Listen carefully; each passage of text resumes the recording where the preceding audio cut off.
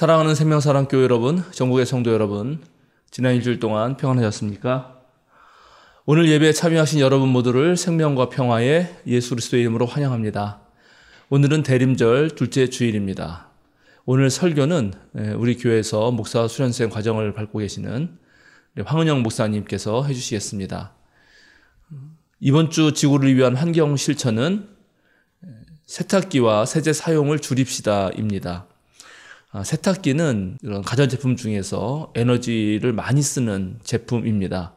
빨래를 할 때 좀 빨랫감을 모았다가 한 번에 하는 그런 습관을 들이면 물도 절약하고 또 세제도 절약하고 전기도 많이 절약할 수 있을 것 같습니다. 우리의 작은 삶에서부터 하나씩 실천해 나가면 좋을 것 같습니다. 오늘 오후에는 연말당회가 있습니다. 당회원들 준비해 주시기 바랍니다. 오늘 저녁에 사도신경 공부 모임이 진행됩니다. 주제는 참 사람, 참 하나님입니다.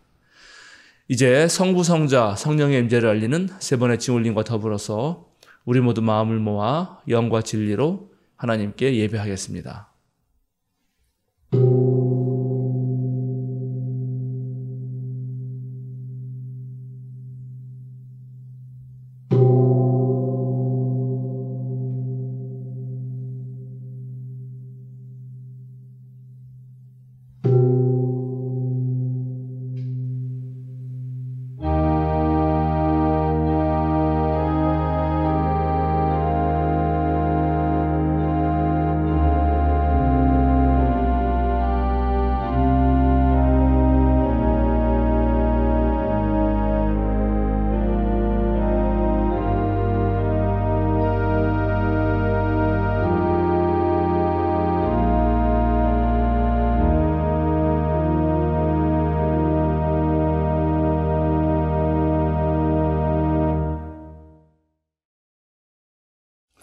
주님께서 우리를 지켜주십시오. 지금부터 영원까지 우리를 지켜주십시오. 아멘.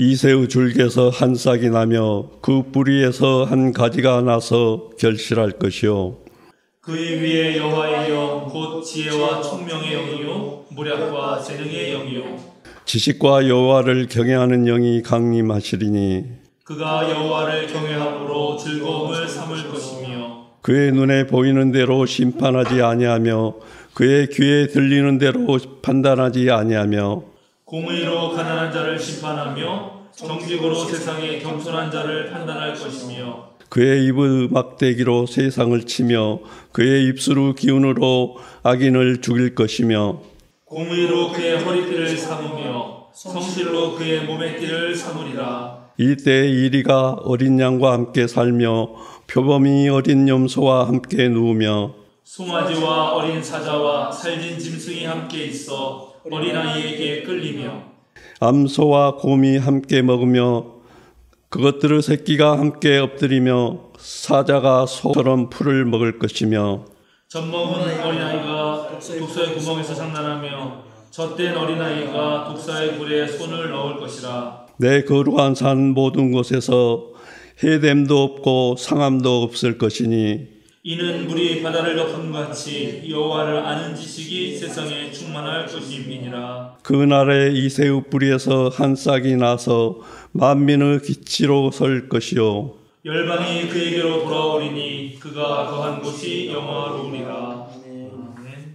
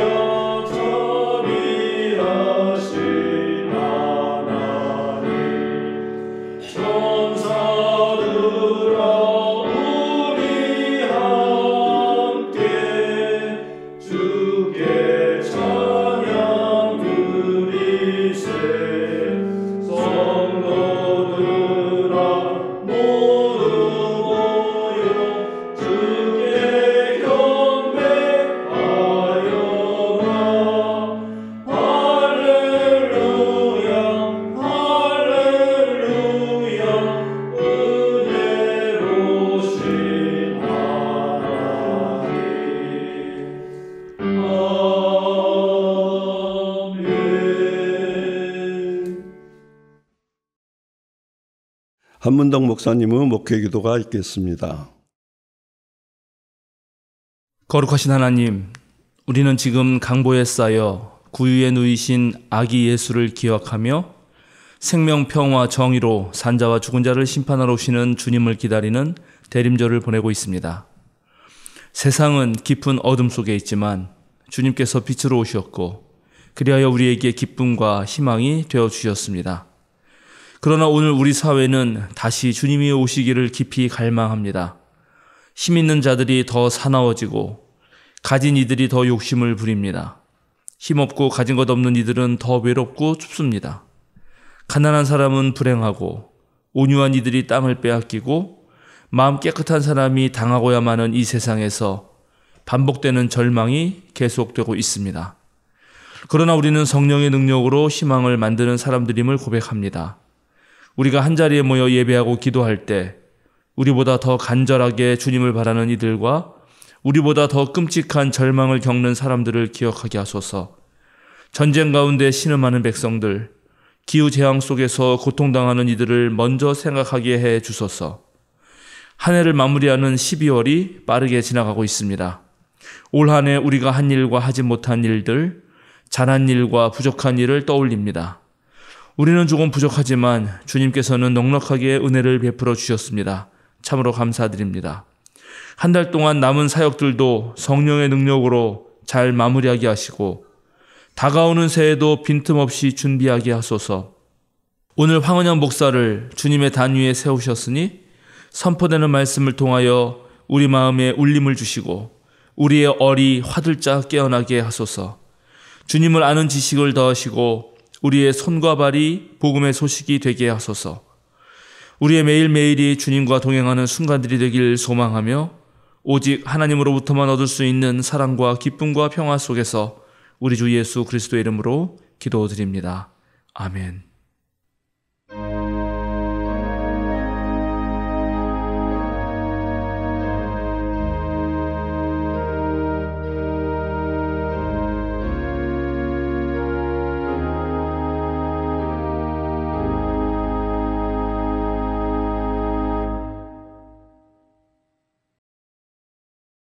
대림절 둘째 주일 우리에게 주시는 성경 말씀은 출애굽기 25장 16절에서 22절과 로마서 3장 19절에서 31절 말씀입니다. 먼저 출애굽기의 말씀을 한 절씩 교독하시고 마지막 절은 함께 읽겠습니다. 내가 너에게 줄 증거판을 그 궤 속에 넣어두어라. 순금으로 길이가 2자반, 너비가 1자반인 속죄판을 만들어라. 금을 두들겨서 그룹 2개를 만들고 그것들을 속죄판의 양쪽 끝에 각각 자리 잡게 하여라. 그룹 하나는 이쪽 끝에 또 다른 하나는 그 맞은쪽 끝에 자리 잡게 하되 속죄판과 그 양 끝에 있는 그룹이 한 덩이가 되도록 하여라. 그룹들의 날개를 위로 펴서 그 날개로 속죄판을 덮게 하고 그룹의 얼굴들은 속죄판 쪽으로 서로 마주보게 하여라. 너는 그 속죄판을 궤 위에 얹고 궤 안에는 내가 너에게 줄 증거판을 넣어두어라. 다 같이 내가 거기에서 너를 만나겠다. 내가 속죄판이 곧 증거궤 위에 있는 두 그룹 사이에서 이스라엘 자손에게 명할 모든 말을 너에게 일러주겠다. 다음은 로마서 3장 19절에서 31절 말씀을 한 절씩 교독하시고 마지막 절은 함께 읽겠습니다. 율법에 있는 모든 말씀이 율법 아래 사는 사람에게 말한 것임을 우리는 압니다. 그것은 모든 입을 막고 온 세상을 하나님 앞에서 유죄로 드러내려는 것입니다. 그러므로 율법의 행위로는 하나님 앞에서 의롭다고 인정받을 사람이 아무도 없습니다. 율법으로는 죄를 인식할 뿐입니다. 그러나 이제는 율법과는 상관없이 하나님의 의가 나타났습니다. 그것은 율법과 예언자들이 증언한 것입니다. 그런데 하나님의 의는 예수 그리스도를 믿는 믿음을 통하여 오는 것인데 모든 믿는 사람에게 미칩니다. 거기에는 아무 차별이 없습니다. 모든 사람이 죄를 범하였습니다. 그래서 사람은 하나님의 영광에 못 미치는 처지에 놓여 있습니다. 그러나 사람은 그리스도 예수 안에서 얻는 구원으로 말미암아 하나님의 은혜로 값없이 의롭다는 선고를 받습니다. 하나님께서는 이 예수를 속죄 제물로 내주셨습니다. 그것은 그 피를 믿을 때 유효합니다. 하나님께서 이렇게 하신 것은 사람들이 이제까지 지은 죄를 너그럽게 보아주심으로써 자기의 의를 나타내시려는 것이었습니다. 하나님께서 오래 참으시다가 지금 이때에 자기의 의로우심을 나타내신 것은 하나님은 의로우신 분이시라는 것과 예수를 믿는 사람은 누구나 의롭다고 하신다는 것을 보여주시려는 것입니다. 그렇다면 사람이 자랑할 것이 어디에 있습니까? 전혀 없습니다. 무슨 법으로 의롭게 됩니까? 행위의 법으로 됩니까? 아닙니다. 믿음의 법으로 됩니다. 사람이 율법의 행위와는 상관없이 믿음으로 의롭다고 인정을 받는다고 우리는 생각합니다. 하나님은 유대 사람만의 하나님이십니까? 이방 사람은 하나님도 되시지 않습니까? 그렇습니다. 이방 사람의 하나님도 되십니다. 참으로 하나님은 오직 한 분뿐이십니다. 그러므로 하나님께서는 할례를 받은 사람도 믿음을 보시고 의롭다고 하시고 할례를 받지 않은 사람도 믿음을 보시고 의롭다고 하십니다. 다 같이 그러면 믿음으로 말미암아 우리의 율법을 폐합니까? 그럴 수 없습니다. 도리어 율법을 굳게 세웁니다. 아멘.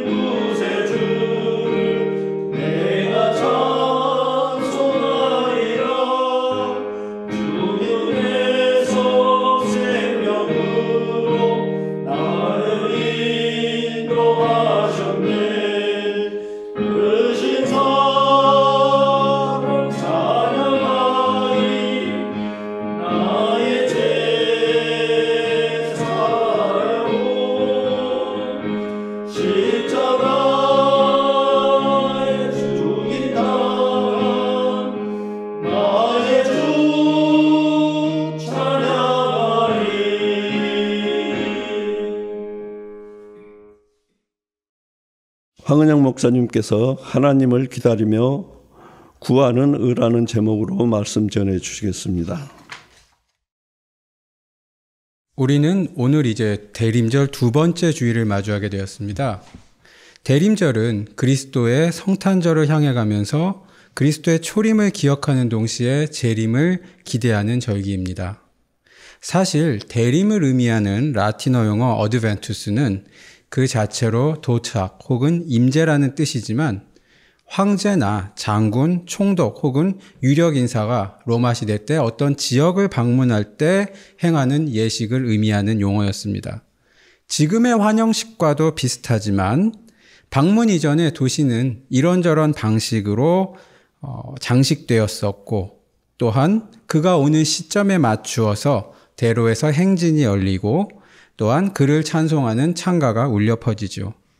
우리 그리스도인들은 대림절을 맞이할 때 이미 오신 왕으로서 예수를 다시 한번 기리는 환영식을 사건 이후에 반복적으로 하는 동시에 아직 오시지 않을 예수를 기다리며 사건 이전에 반복적으로 하고 있습니다. 이미 오셨는데 아직 오시지 않은 그분의 오심을 기다릴 때 그 미묘한 긴장의 시간은 사실 지금 이 순간 그가 이미 와 계셨지만 아직 희미하게 가려진 그분의 임재를 그리고 그것을 받아들일 우리의 모습을 헤아려 볼 시점이기도 합니다. 하나님은 어떻게 우리 안에 임재하시는가? 사실 이 문제는 우리 스스로의 마음을 돌아보게 하는 질문입니다. 하나님은 우리 이전에 우리를 이미 만드시고 우리와 항상 함께 계시고 우리 이후에도 계실 분입니다. 우리가 물어볼 임재는 사실 우리와 항상 계시는 그분을 보지 못하는 우리의 눈이 밝아져 보이지 않는 그분이 우리에게 원하는 바를 너무나 깊이 알고 느끼고 우리 몸으로 살아나게끔 할 수 있는 그리고 그 과정 속에서 우리 안에 계시는 그분의 영광을 어떻게 드러낼 수 있는가의 문제입니다.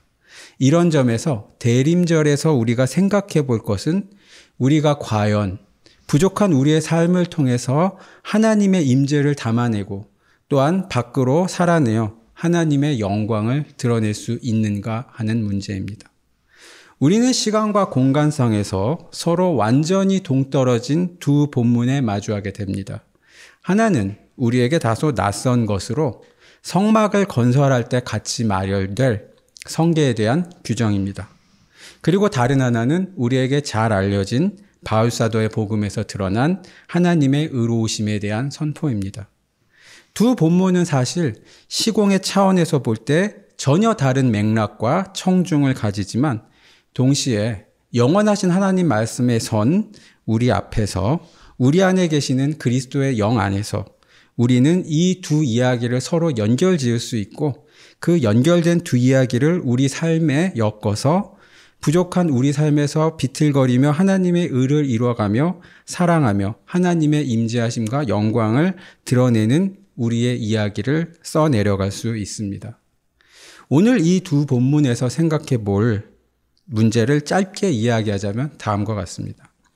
우리가 하나님의 임재와 그 영광을 드러내는 길은 하나님의 뜻, 즉 하나님의 법을 살아내는 길이지만 우리는 언제나 실패합니다. 우리가 우리의 연약함과 실패를 넘어서 그것을 속죄하고 품어주시는 그리스도의 의로움을 보면서 자유롭게 살아갈 때 그리고 서로를 품어주고 인정하며 사랑할 때 이미 있었던 하나님의 임재하심과 영광을 드러내며 살게 된다는 것을 오늘의 본문 둘은 말씀하고 있습니다. 먼저 첫 번째 본문을 살펴보도록 합시다.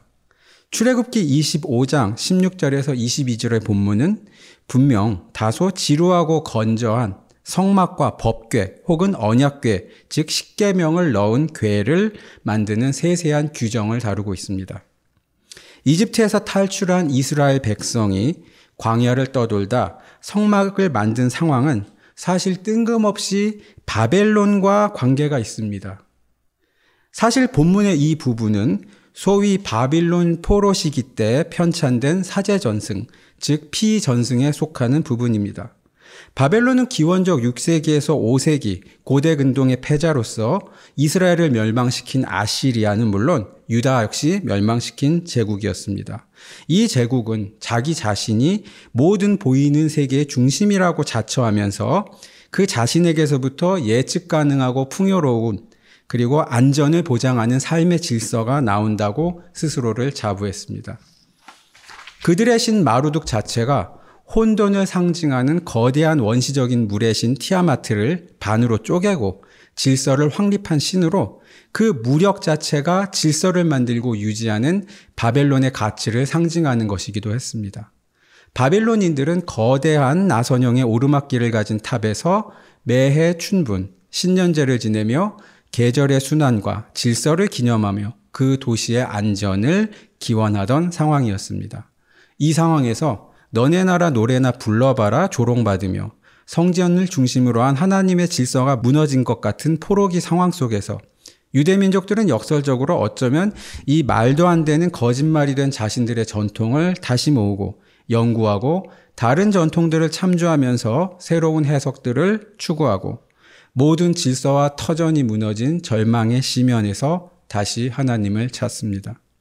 그 과정 속에서 다시 발견해낸 전통은 특히 자신들이 자랑하던 성전 자체가 불타 없어지고 삶의 뿌리가 자신들이 경멸하던 이방 나라에 이식된 상황 속에서 어떻게 보이는 권력에서 자유로운 하나님을 다시 그려내고 다른 이들과 구별된 삶과 윤리를 다시 확립할 수 있을까였습니다.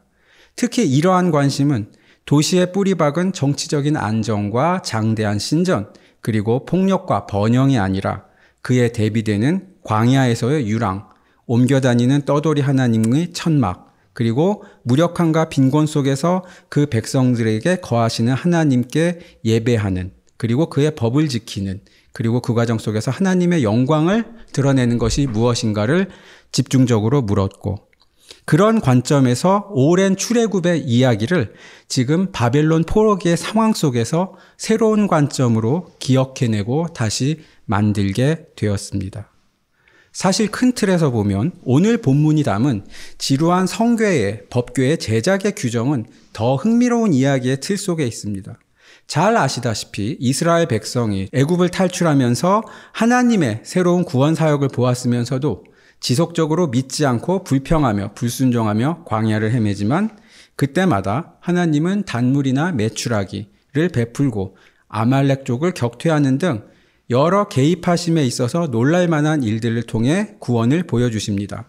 하나님은 그의 백성을 지속적으로 역경에 이끄시고 믿음으로 연단하시고 그의 일하심을 보이시면서 그 과정에서 그의 백성으로 빚어가시며 이제 그들이 살아내어야 할 법을 주시고 더 나아가서 그들이 가는 한 걸음 한 걸음마다 함께 하시며 인도하는 사실을 성막을 통해서 그들에게 보여주시고자 하십니다.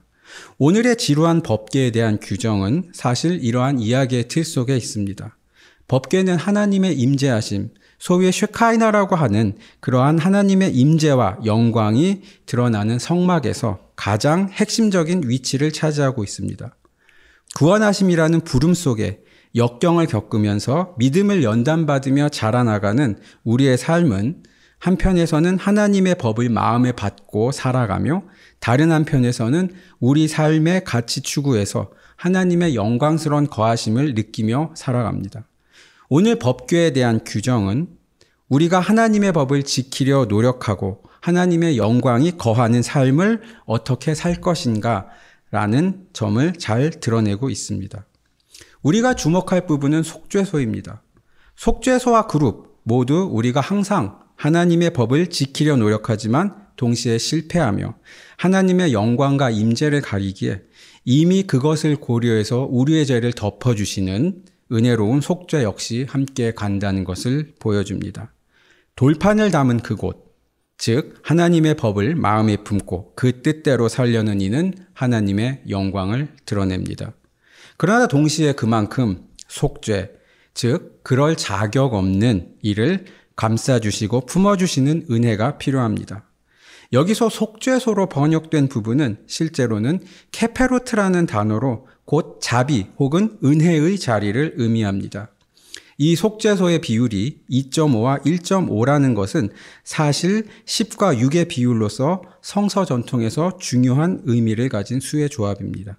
또한 그 재질이 순수함과 불변을 상징하는 순금으로 이루어졌습니다.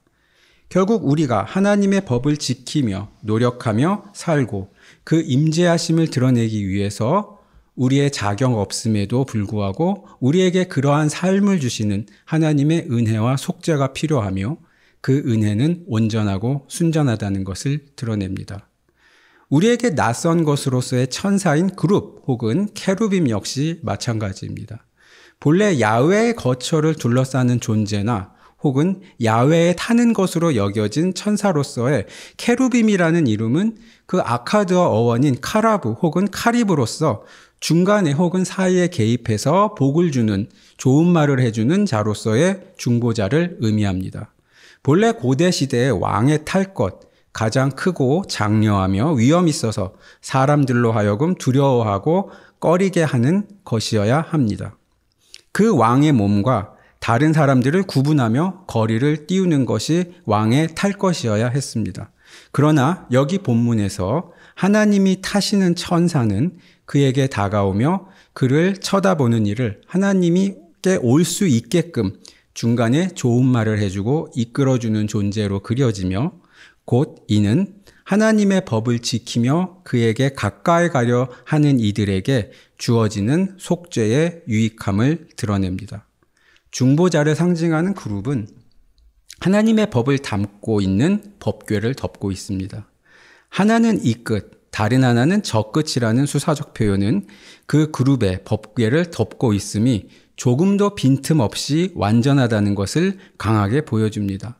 우리와 하나님 사이에서 중간에 복을 주는 그 그룹들, 즉 속죄를 가져오는 중보자의 사역은 하나님의 백성들이 하나님의 법을 알고 지키며 살아갈 때 언제나 빈틈없이 완전하게 우리를 덮는다는 것을 의미합니다.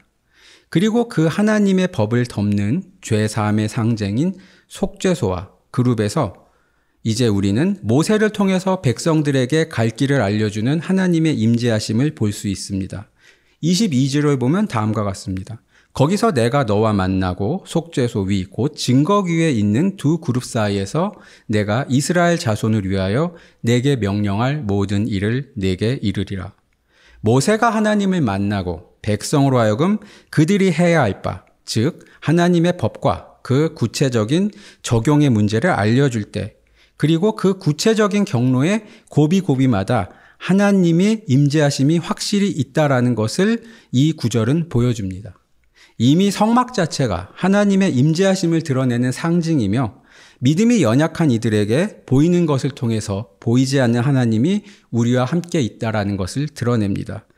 그러나 이러한 임재하심의 사실 그 자체를 넘어서 하나님이 이 속죄자와 그룹 사이에서 이스라엘 백성이 구체적으로 가야 할 바, 명령할 바를 지시한다는 것은 단순히 우리와 함께 있다라는 임재의 사실을 넘어서 우리가 가는 매 경로마다 함께 하시고 인도하시며 이끄신다라는 더 깊고 구체적인 임재의 차원을 보여줍니다. 그러나 하나님의 법을 우리 안에 품고 지키며 살아갈 때, 즉 그의 뜻을 따라 의롭게 살아가려 노력할 때 때때로는 우리는 하나님이 우리 안에 스스로 낮추시며 거하시는 은혜를 깊이 생각하기 힘듭니다. 우리 스스로 우리의 옳음을 드러내며 이를 또한 남에게 강요하며 그러면서 상대방을 낮추고 상대방을 하나님의 품 밖으로 내어 쫓으려 하고 스스로 하나님이 되고자 합니다. 사실 이 문장은 그렇게 나쁘게 표현한 것이지만 이건 그렇게 생각해 보면 나쁜 것이 아닐 수 있습니다. 우리 누구나 자기 기준으로 무언가 옳음을 추구하고 결단하며 살아낼 때 이 기준이 자기에게 너무나 중요하기에 이 기준으로 다른 사람을 평가하고 할 수 있는 한 자기 기준이 남과 같이 나누어졌으면 좋겠다 싶고 그렇지 않을 경우에 힘을 다해 영향을 주려 노력하거나 그것이 안 될 때는 그를 나쁘게 평가하는 일은 어쩌면 누구나 느끼는 것일 수 있습니다. 그리고 그러한 일이 특히 하나님을 향한 열심과 그에 동반되는 높은 기준을 의미하게 된다면 더더욱 이러한 경향은 강화될 수밖에 없습니다. 우리는 본래 하나님의 은혜로우신 임재함이 나에게 있으니 비록 내가 자격이 없더라도 하나님의 법을 지키려 애쓰며 하나님의 백성으로 감사히 살아간다는 마음을 가져야 합니다.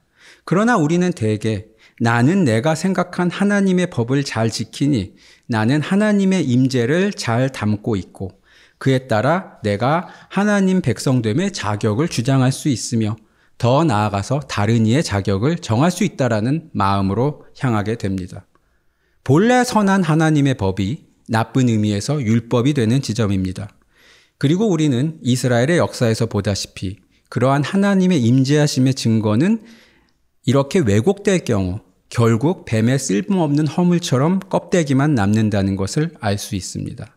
종교 지도자들이 전통을 해석하는 권리를 독점하며 이를 바탕으로 율법의 정신을 구현하려는 관심이 없이 그리고 사람들의 삶에 대한 이해 없이 누군가를 죄인으로 만들고 그로 인해 자신의 종교적인 권력을 하나님의 임재의 표징으로 만들 때 혹은 지상의 권력을 종교적으로 신성화하고 하나님의 임재하심의 증거로 만들 때 하나님은 그 모든 것을 조롱거리와 쓰레기로 만들어 버립니다. 그것이 법궤이건 성막이건 성전이건 주교자 성당이건 대형교회이건 교단이건 혹은 기독교 국가이건 기독교 문명이건 모든 나쁜 의미에서 율법적인 것은 바람이 불듯 자유로운 성령에 의해서 모두 허물어지고 쓰러져 버립니다. 하나님의 자유로운 영은 어려운 중에 하나님의 법을 따르려 하고 하나님의 임재를 자신의 마음속에서 자신의 삶에서 이루려고 하는 가장 작은 이들을 찾으며 또 그들의 연약함을 품고 보듬기 위해서 사람이 만든 하나님을 가둔 모든 울타리를 허뭅니다. 우리가 듣는 또 다른 본문인 로마서는 하나님의 임재하심에 더 완성된 진리를 드러냅니다. 로마서는 그리스도의 의로움을 덧입혀서 우리를 품으시고 새로운 법을 지키며 구별된 삶으로 우리를 빚어가시는 하나님의 임재하심을 증거합니다. 오늘 본문은 로마서 내의 더 큰 구조, 즉 크게 모두 죄에 처해 있는 인간의 정황, 이를 구원하시기 위해서 드러나는 하나님의 의와 그 효력, 그리고 지속되는 구원의 역사의 의미 등등을 다루는 더 큰 서술 구조에 위치하고 있습니다. 특히 본문은 인간의 정황에 대한 서술이 마무리되고 하나님의 의로움이 소개되는 부분입니다. 로마서는 로마 교회의 기독교인을 위해서 쓰여졌습니다. 로마 교회는 원래 로마에 예수 탄생 이전에 150년 전부터 거주했던 유대인 디아스포라 공동체에서 출발했습니다. 우리의 선입견과는 달리 로마에 거주하는 유대인들은 약 4만에서 5만 정도로 상당히 많았고 그들 중 많은 이의 신분은 대개 자유민이었으며 특히 유대교가 보인 유일신에 대한 숭배와 철학적 깊이, 질서 짚인 삶, 그리고 다신교적 종교로 속된 것으로 여기는 우상 파괴적인 태도 등은 당시 로마 지식인들에게 상당히 우호적인 이미지를 주었고 존중을 받았습니다. 개중에 어떤 이는 신을 두려워하는 이들로 불리며 유대교로 개종했습니다. 그들 개종 유대인들 몇 명이 개종 이방인들 중 몇 명이 유대인들과 더불어 예수 그리스도를 메시아로 여기며 그리스도 공동체를 형성했습니다. 당연히 유대 기독교인들은 하나님을 사랑하고 이웃을 사랑하기 위해서 자신들이 물려받은 하나님의 법과 관습을 지키는 삶이야말로 하나님의 의로움을 얻어내고 하나님의 임재하심과 영광을 드러낸다고 생각했을 것입니다. 경멸받는 이상한 사이비 종교가 아니라 로마인들마저도 경외하고 존중하는 유대적 배경은 그들 자신이 추구하는 정신적, 윤리적인 삶의 자부심의 근원이 되었었을 것입니다. 비록 그들이 예수를 메시아로 고백해도 여전히 그들이 나고 자란 전통이 주는 힘과 그들이 거기서 발견하는 어떠한 자부심은 버릴 수 없는 것이었습니다. 반면에 이방 그리스도인들은 그들 스스로 하나님을 경외하며 이웃을 사랑하려고 애쓰지만 기존의 유대교적 전통이 규정한 법과 관습의 틀에서 자신들이 하나님의 법을 제대로 지키지 못하고 하나님의 영광을 가린다고 주눅이 들었을 것입니다. 바울은 현재 이러한 갈등의 상황을 조정하기 위해서 로마 기독교인에게 편지를 보냅니다. 핵심은 제 아무리 자신의 신앙과 하나님의 법을 지키려 하면서 자신과 공동체의 영광을 위해서 하나님을 동원하려 할 때 하나님의 법은 언제나 저주가 되며 하나님 스스로 그러한 거짓된 영광을 허물지만 반면 법을 지키며 영광을 얻는 시도를 포기하고 그리스도의 의로움만을 의존할 때 자유롭게 하나님을 법을 지키며 애쓰지 않고도 하나님의 임재와 그 영광을 드러낼 수 있다는 것입니다. 우리는 언제나 불의할 수밖에 없습니다.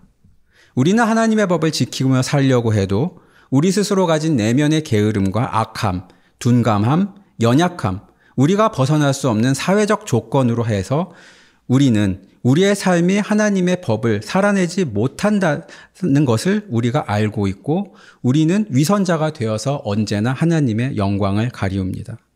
편하게 마시는 커피 한 잔도 사실 수세 기에 걸친 식민 지배가 강제로 이식한 플랜테이션 체제를 담고 있으며 그 과정에서 흘린 희생자들의 피들, 그리고 저가 노동으로 착취되는 토착 지역민들, 그리고 파괴되는 자연의 울부짖음이 담겨져 있지만 우리 일상에서 커피는 그저 커피일 뿐입니다. 피와 고름이 담긴 커피는 무수히 많은 생산과 소비의 그물망, 소위 글로벌 밸류 체인이라는 멋들어진 말 속에 결국 여전히 커피는 커피일 뿐입니다. 결국 순간순간 느낄 양심의 가책 역시 결국 무력하고 위선적인 감상으로 날아가 버리고 그에 대한 도덕적인 소신을 바탕으로 한 행동 역시 그것이 착한 공정무역 상품 소비이건 다른 무엇이건 여전히 그것을 아무것도 아닌 것으로 만들어버리는 현재의 정치, 경제, 사회적인 조건이 그리고 그것이 주는 거대한 소용돌이에 휘말려 들어갑니다. 그에서 벗어나려는 조그만 몸짓도 대개 그저 작은 몸짓으로 남습니다.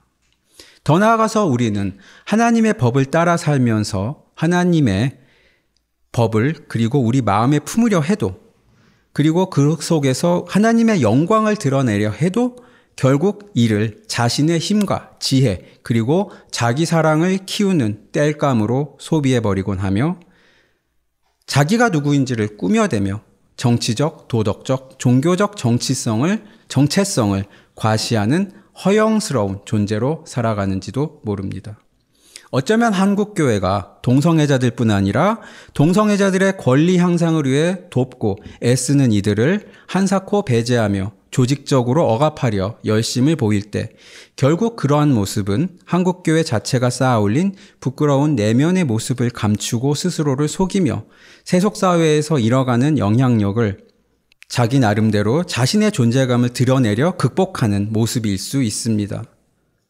우리가 하나님의 법을 지키며 세상을 향해 스스로 구별된 하나님의 백성으로의 삶을 드러낼 때 그것이 동성애 반대 혹은 더 나아가서 동성애자의 시민적 권리 증진을 방해하는 것으로만 드러난다면 그것은 우리의 도덕적인 파산을 의미하는 것일 수 있습니다. 이 속에서 하나님의 법을 지키려 애쓰지만 자기 사랑의 둔감함과 악의 그리고 허영에 사로잡힌 우리가 어떻게 하나님의 임재하심과 그 영광을 구할 수 있을까요? 바울은 법이 아닌 믿음으로 우리를 의로운 존재로 여겨주시며 차별 없이 품어주시는 하나님 스스로의 의로움을 그 답으로 제시합니다. 이 답은 잘못된 답이 주는 무게, 즉 우리가 법을 지키며 의롭게 되어 하나님의 의로움을 얻어내거나 혹은 의로운 우리가 우리를 닮은 하나님의 영광을 드러내며 또한 우리가 우리를 기준으로 악인을 가려내고 그들로부터 우리를 순수하게 한다는 무게에서 우리를 건져냅니다. 우리는 이 점에서 법계에 대한 규정에서 나온 통찰로 다시 돌아갑니다. 하나님의 임재하심과 그 영광이 드러내는 곳에 언제나 하나님의 법은 물론 속죄도 같이 갑니다. 이 통찰은 바울 사도의 선포에서 더더욱 선명하게 드러납니다. 하나님의 법이 언제나 우리에게 무력함과 그것을 감추려는 허영에 닿아서 물들게 되기에 우선 그리스도가 우리의 죄를 완전히 씻어내고 그리스도의 의가 우리의 의가 되어서 우리를 즐겁고 자유롭게 하나님의 법을 살아내는 삶으로 우리를 해방시킵니다. 우리는 더 이상 하나님 앞에 그리고 이웃 앞에 하나님의 백성으로서의 자격을 증명하기 위해서 혹은 더 나아가 다른 이의 자격을 심사하기 위해서 하나님의 법을 가져오지 않습니다. 우리는 우리 안에 자격에 집중하거나 혹은 우리 자격을 기준으로 남을 판단하는 것이 아니라 오로지 모든 자격을 이룬 그리스도의 의로움을 내 안에 나의 것으로 품었는가만을 보아야 합니다. 어떻게 남의 의로움이 내 것이 될 수 있겠습니까? 우리가 이룰 바가 그리스도에 의해서 이미 다 이루어졌음을 믿을 때 우리는 그리스도 안에서 품어지고 그리스도는 우리 안에 품어집니다. 이제 나의 자격 혹은 남의 자격을 따지기보다는 각자가 저마다의 자리에서 율법을 자유롭게 파악하고 살아내어서 마치 모든 법을 완성한 예수와 같이 자유롭게 하나님의 법을 지키며 하나님의 영광을 드러내며 살아갑니다. 우리는 당연히 실패하고 부족하지만 하나님은 오로지 내가 아닌 그리스도의 의로움을 볼 뿐이며 나는 나의 삶에서, 너의 삶에서, 우리의 삶에서 그것을 믿고 알고 살아갑니다. 저마다의 방식에서 저마다의 삶 속에 이루어지는 하나님의 의롭게 하심과 그리스도의 영의 임재하심의 다양한 빛깔들과 다양한 영광들을 드러냅니다. 믿음을 가진 누구나 차별 없이 품으시는 하나님의 의로움은 우리에게 더 이상 자격 심사를 통과해야 할 어떤 외적인 표징을 요구하지 않습니다. 차별 없음에서 차별을 의미하는 디아스톨레는 구분 혹은 경계를 의미합니다. 더 이상 우리의 행동이나 습성 혹은 삶의 방식이 주는 경계 혹은 테두리를 지킬 때 그것을 지키는 행위가 우리를 의롭게 하는 것이 아닙니다. 오히려 그러한 것은 없으며 이미 우리 각자가 무엇을 하기 전에 각자 가진 믿음으로 인해 그리스도의 의로움을 덧입어 우리가 법을 지켜 이룰 것을 완전히 이미 이루었기에 이제 우리는 자격을 가르는 행위에서 그리고 그 경계에서 자유로워집니다. 이제 서로의 삶이 각자 자기 나름 하나님의 법을 자유롭게 자기의 헤아림 속에서 이루어 나갈 때 서로의 행위가 비록 서로에게 초라하고 또 실패한 듯하고 또한 이해할 수 없을지라도 각자의 일이 그리스도의 의를 드러내며 자기 나름의 주어진 사정 속에서 자기 나름의 방식으로 하나님의 뜻을 이루고 추구한 것이라 우리 서로 품어주고 헤아리며 이해하며 견뎌내며 더 나아가 그 속에 감춰져 있는 신비한 가능성과 잠재성을 보고 서로 믿어주는 것입니다. 이제 우리는 우리 각자가 서로의 삶에서 서로 다른 방식으로 하나님의 법을 이루고 그렇게 하나님의 영광을 드러낸다는 것을 인정하게 됩니다. 각자 다른 방식으로 그 영광을 드러내는 믿음의 방식이나 삶의 방식 중 어떤 것도 하나님의 백성들 사이에서 의와 불의, 성공과 실패를 가르는 경계가 되지 못합니다. 우리가 하나님의 법과 우리의 실패를 품어주는 속죄가 같이 간다는 점을 잊을 때 우리는 저마다 내 틀에서 하나님의 법을 따라 나를 심판하거나 혹은 자기 이유와 허영 속에서 너와 그들을 심판합니다. 그러나 그리스도의 의로움이 너와 나, 우리와 그들의 모든 의로움을 대신 이루었기에 우리는 각자의 삶의 차이들과 그 차이들의 흠과 실패들을 보지 않고 그것을 넘어서서 같은 하나님의 영광을 서로 나누면서 이를 서로 다른 방식으로 드러낸다고 보게 됩니다. 저희 교회 신조 중에서 우리는 서로의 다름을 인정하고라는 문구가 있습니다. 이것은 단지 교양 있게 서로 선 넘지 않고 민폐 끼치지 않고 존중하자는 세속의 개인주의적인 매너를 넘어설 것입니다. 그런 세속의 개인주의적 매너는 서로 그 선을 최소로 그을 때 서로가 서로의 삶의 침범함을 고통을 받으며 분노하며 뜨겁게 증오할 수 있고 또한 그 선을 최대로 그을 때 서로를 침범하지 않기 위해 두려워하고 조심하다가 서로 냉정하게 서로 기대 없이 무관심하게 대하며 차갑게 미워할 수 있습니다. 그러나 그리스도인의 서로 간의 인정은 그러한 것이 아닙니다.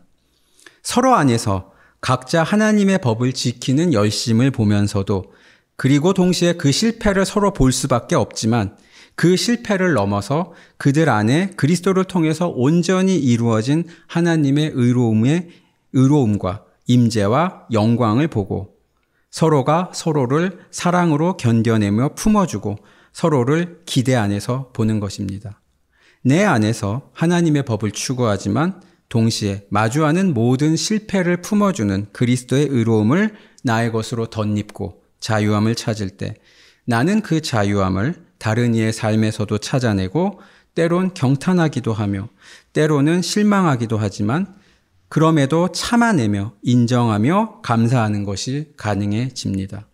서로 다른 고유한 삶의 자리를 가지며 하나님의 법을 살아가는 다양한 개성에서 그들을 품는 한 분 그리스도의 의로움을 보고 서로를 그리스도의 형상으로 인정하며 기리고 함께 나갈 때 우리는 각자 저마다의 마음속에서 그리고 공동체에서 서로 함께 품은 하나님의 영의 임재하심을 봅니다.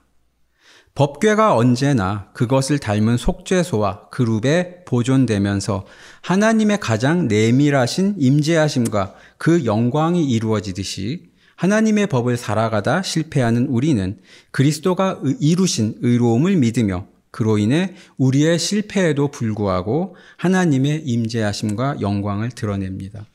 그 영광과 임재함을 서로 자신의 삶에서 드러내는 다양한 사람들이 서로 안에서 이루어진 그리스도의 의로움을 보게 되면서 서로를 받아들이고 인정할 때 그때 비로소 서로의 다름 속에서도 서로 안에서 그리고 우리 안에서 드러난 사랑의 임재하심을 보고 그리고 그 영광을 더욱 선명하게 확인하고 드러낼 것입니다.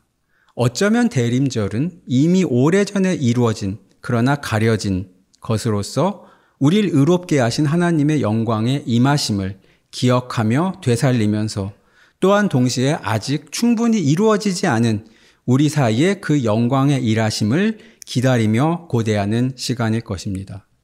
다 같이 기도하십시다. 사랑의 주님, 부족한 저희를 불러서 하나님의 자녀가 되는 특권을 주시고 또한 당신이 원하시는 삶, 당신의 법을 이루며 살 수 있게끔 우리를 불러주신 것을 감사드립니다. 주님, 그러나 저희가 저희의 죄를 회개합니다. 우리가 약하고 또 연약하여 당신이 원하시는 뜻과 당신의 법을 무시하고 지나치며 언제나 우리의 의로움만을 내세우며 스스로를 위선으로 꾸미고 우리 형제들을 나의 기준으로 판단하였음을 고백합니다. 이러한 부족한 저희임에도 당신은 그리스도 안에서 저희를 품어주셔서 저희의 온전한 의를 이루셨고 이제 자유롭게 당신이 원하는 바를 두려움 없이 즐거움으로 이뤄나가게 부르셨습니다. 주님, 저희로 하여금 언제나 우리가 형제의 허물보다는 우리 각자의 마음과 또한 우리 형제 자매의 마음 안에서 당신께서 이루신 의로움의 온전함을 보게 하시고 서로가 서로의 존재를 귀하고 아름답게 보게 하시어서 당신의 사랑 안에서 당신의 영광을 드러내게 하옵소서. 감사드리며 예수님의 이름으로 기도했습니다. 아멘.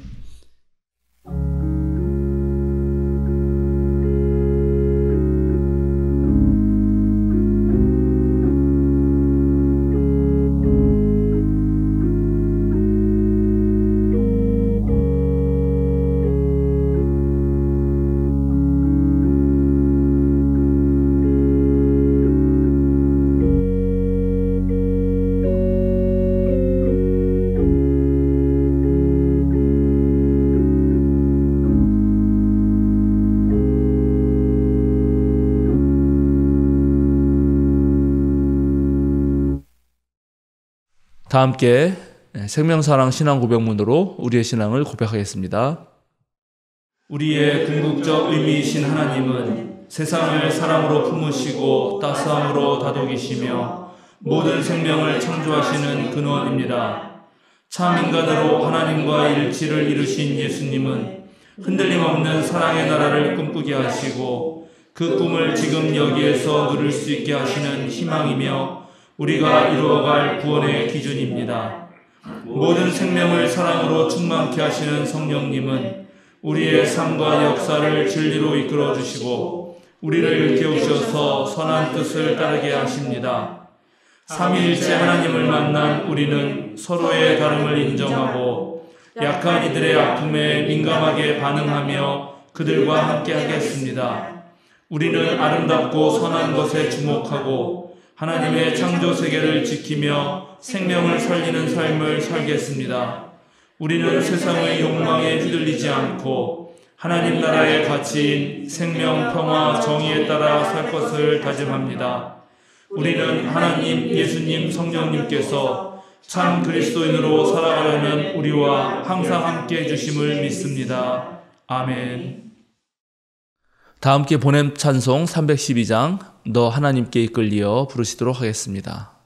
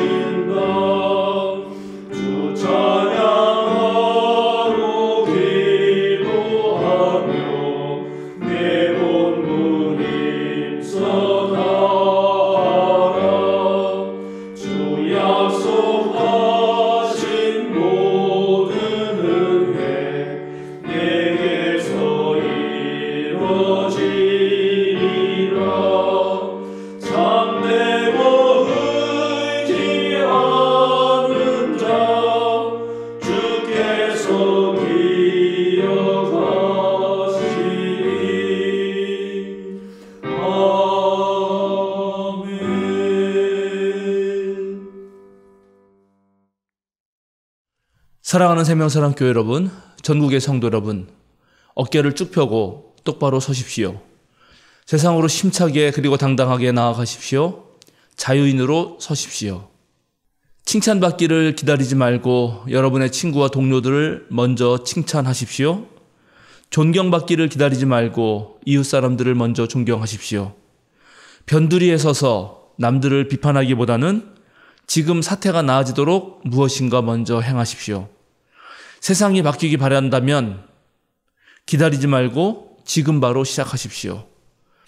여러분 자신이 세상이 원하는 구원의 주체가 되십시오. 솔선하십시오. 더 사랑하십시오. 축도하겠습니다. 여러분 위로 아름다운 성령의 바람이 불기를, 여러분 곁에 약동하는 생명의 영이 계시기를, 여러분 안에 따스한 온기와 치유하는 숨결이 있기를, 여러분 둘레에 활기찬 웃음과 함께 맞잡은 손길들이 있기를 빕니다. 이제는 지난 세월 지켜주신 성부, 성자, 성령 하나님의 무한하신 사랑과 은총이 거룩한 하나님께 나아가 거룩함을 입어 나를 변화시키고 이 세상을 바꾸려는 생명사랑 모든 믿음의 지체들 위해, 함께 예배하고 선교하는 전국의 모든 성도 위에 지금부터 영원토록 함께 하시기를 간절히 축원합니다. 아멘.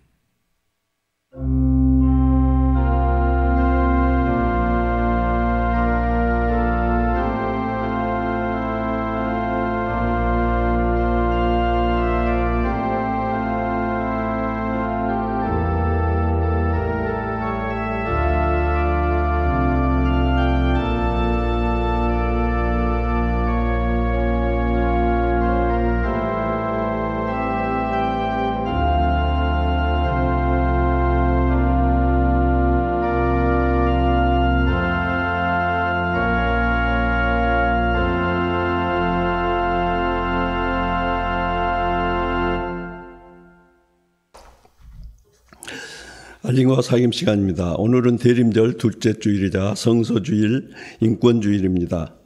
예배 설교는 황인년 목사가 합니다.